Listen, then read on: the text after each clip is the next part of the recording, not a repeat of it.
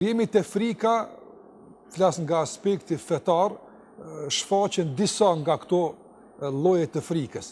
E para është frika për furnizimin, për të ardhmen. Dhe Zoti xhallahu ala e përmend se shejtani është burimi i kësaj frike, i cili thotë se e ardhmja jote mund të jetë zymt, varfëria të pret, andaj kjo bën që njeriu të bëhet lakmiqar, ziliqar në presion e një frike për në të ardhmen.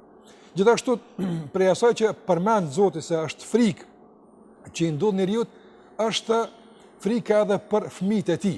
Prandaj edhe si pasojë kësaj frike në një periudhë caktuar kohore, ignorantët dhe pabesimtarët vorrasen për së gjalli fëmijët e tyre që ti kursejnë nga një ardhme e paqartë dhe e zymt.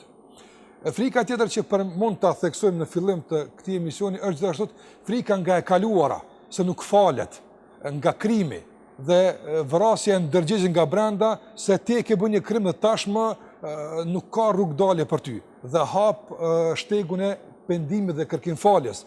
Andaj janë të shumta ato shtigje ku njeriu preket nga frika.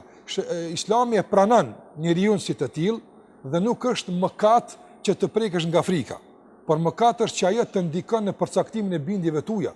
Mëkat është atë ku frika bëhet ngjyrim i jetës tënde dhe ajo pastaj e dikton besimin e jo e kundërta.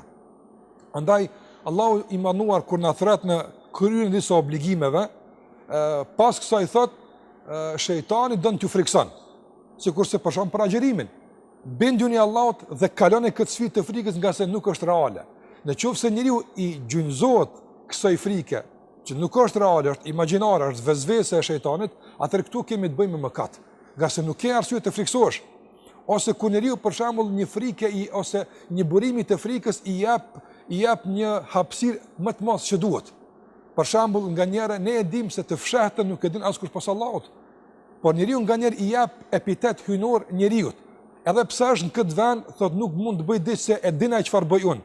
Dhe në presionin e përcjelljes njerëzore e humb mbikëqyrjen hynore. Atë kjo frikë është e keqe dhe prek edhe thelbin e besimit. Andaj gjitha këto janë mënyra se si Islami e trajton frikën, thash gjithmonë e pranon si një realitet, e shëron, por gjithashtu edhe e refuzon atë që nuk ka të bëjë me natyrën e njeriu, por është imponuar nga vezveset e shejtanit. Mirë, është bisedë shumë interesante dhe nuk besoj të ketë njëri që në këto çaste nuk ka interes ta ndjekë këtë bisedë. Pas pak çastesh, publicitet.